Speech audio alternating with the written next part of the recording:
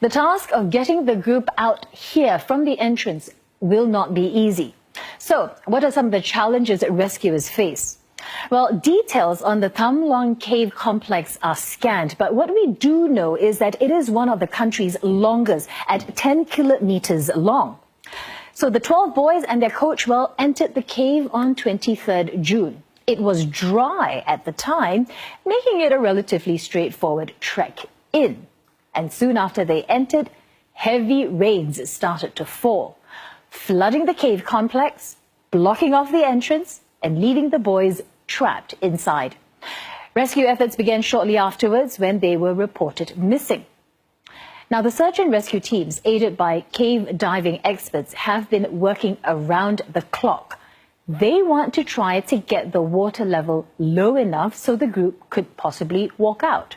Over 128 million litres of water have already been pumped out, but the floodwaters are not receding fast enough. What's being considered now is getting the group to dive out, but this poses major risks. Well, first thing, the flow of water is very strong in some parts. It's also muddy, meaning visibility is practically zero. The confined space is also an issue. Some areas are so narrow that divers themselves had to take their tanks off to squeeze through.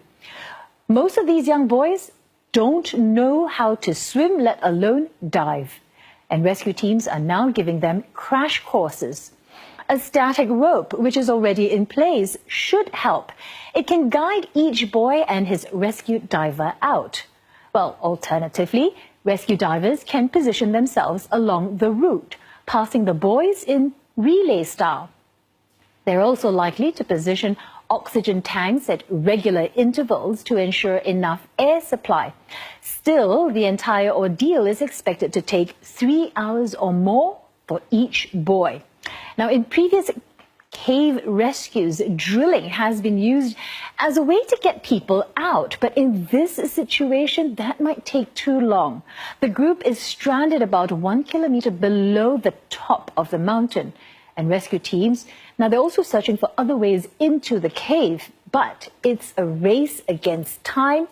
Rain is forecast to begin tomorrow, and the deluge could very well jeopardize efforts and leave rescuers back at square one.